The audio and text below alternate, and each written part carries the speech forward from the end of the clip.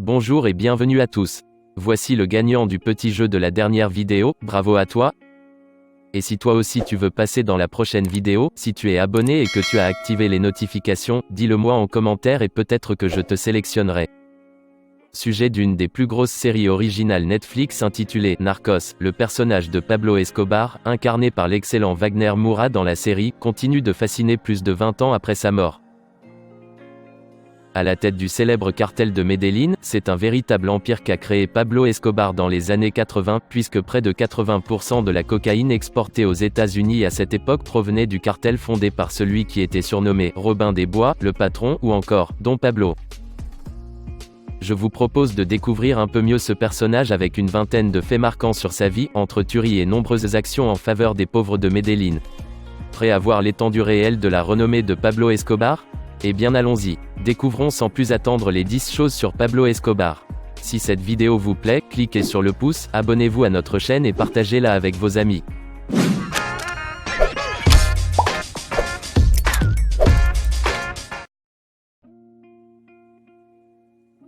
Il commence doucement. Fils d'un fermier et d'une institutrice, Pablo Emilio Escobar Gaviria débute sa carrière criminelle en falsifiant de faux diplômes scolaires et en revendant des tombes volées.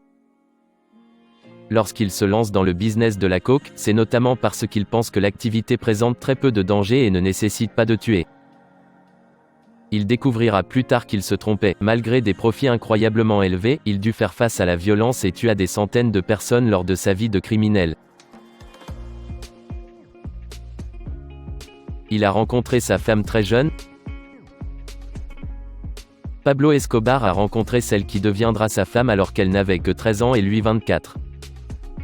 Victoria, Eugenia, Henao, Valiero et lui se marieront en 1976 lorsqu'elle en aura 15. Malgré ses innombrables maîtresses et ses soirées où la débauche était reine et où des mineurs étaient fréquemment conviés, le couple restera uni jusqu'à la fin. De quoi se poser beaucoup de questions.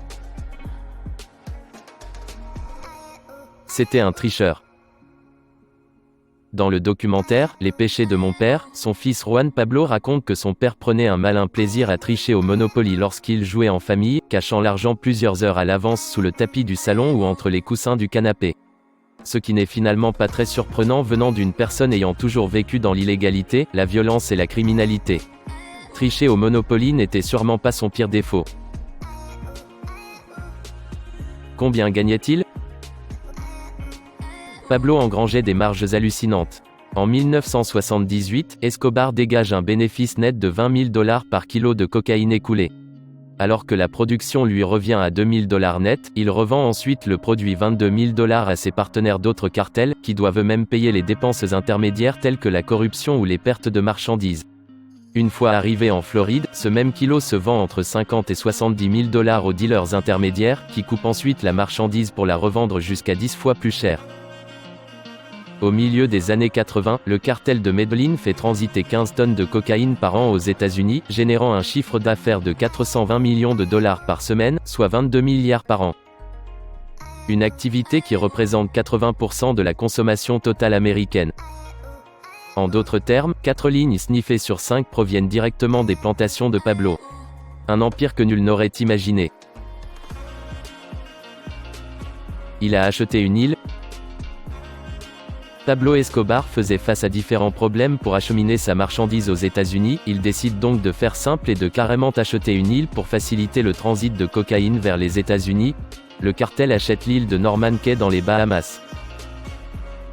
Il y fait ensuite construire des maisons, un hôtel et une piste d'atterrissage. De quoi allier plaisir et travail de la bonne manière.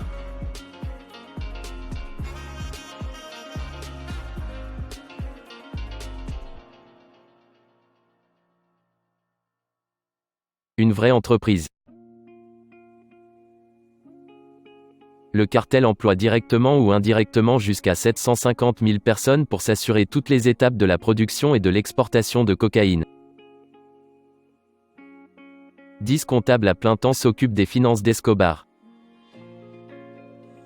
Selon la DEA, l'agence de lutte antidrogue américaine, 10% des officiers de police de Miami touchaient des pots de vin de la part du cartel.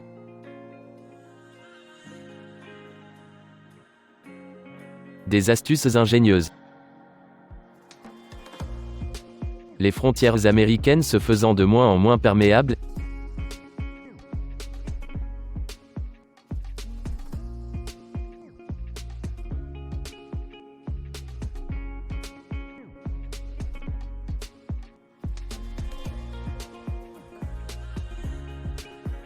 Escobar et ses hommes durent recourir à moult ruses pour faire rentrer leurs marchandises sur le territoire, sous-marin, paquets cachés dans les pneus des avions de ligne. L'une des techniques les plus ingénieuses fut de faire tremper des jeans dans de la cocaïne liquide et de les exporter ensuite en toute légalité. Sur place, les acheteurs lavaient les pantalons avec un produit spécial pour récupérer la drogue. La combine sera mise à jour grâce à un informateur.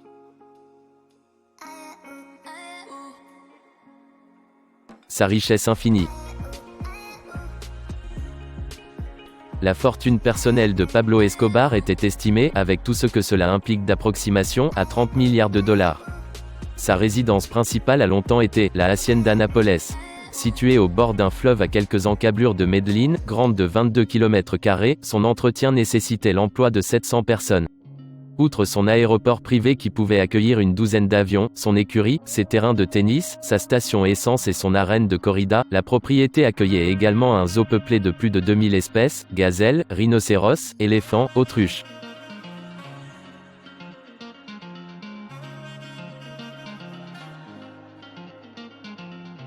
Lors des fêtes d'anniversaire de ses enfants, il n'était pas rare de voir des piñatas remplies de cash ou des tombolas mettant en jeu des peintures et des sculptures d'artistes de renom.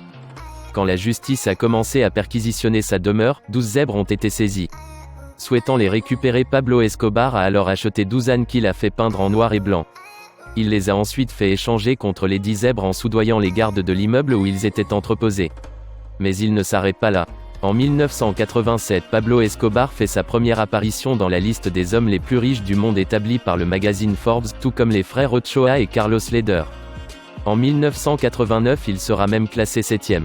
Cette notoriété suscite de nombreuses convoitises, son fils échappera notamment par la suite à pas moins de 10 tentatives d'enlèvement, plus tard ce dernier déclarera que son père n'a jamais possédé de telles sommes.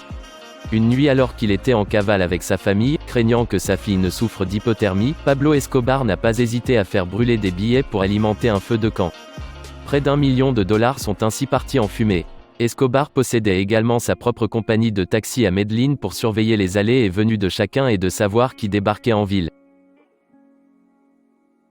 Le Robin des Bois colombiens. Conscient des ravages de la drogue, Pablo Escobar a toujours encouragé les plus jeunes à rester éloignés de ce fléau. Raison pour laquelle il a fait construire des stades de football dans les quartiers les plus pauvres. Il lui est arrivé de menacer de mort ses employés s'ils osaient ne serait-ce que fumer un joint devant son fils. Animé par une fibre sociale et par l'envie de se rendre populaire, Pablo Escobar mit en place des programmes de distribution de matelas, de couvertures, de nourriture et fit construire des parcs.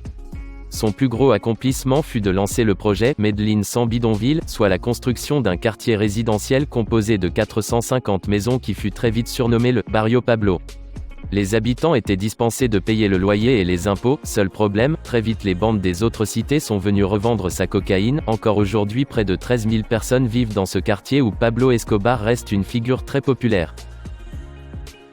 José Padilla, le réalisateur de Narco, a confié que l'équipe de tournage s'est un jour fait virer du barrio, juste parce qu'on parlait de lui.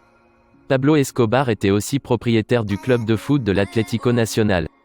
Il était d'usage pour les narcotrafiquants d'investir leur argent dans ce sport. Le cartel de Cali possédait des parts dans le club América de Cali. Le club Millonarios appartenait à son rival José González Rodríguez Gacha. Le phénomène était tel que l'on parlait de narco-football. Cette époque correspond à l'âge d'or du football colombien. Les fonds reçus encourageaient les équipes à dépenser sans compter et leur permettaient d'attirer les meilleurs joueurs en leur offrant des salaires colossaux.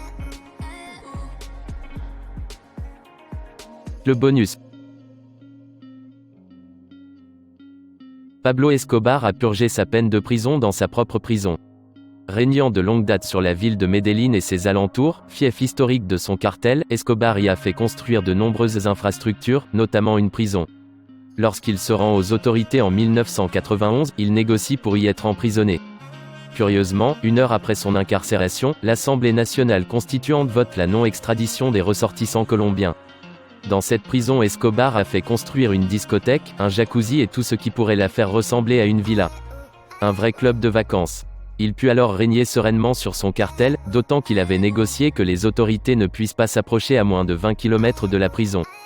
Il resta jusqu'à son évasion en juin 1992, durant laquelle il a même pris en otage le vice-ministre de la Justice, Eduardo Mendoza, marquant le début d'une gigantesque chasse à l'homme.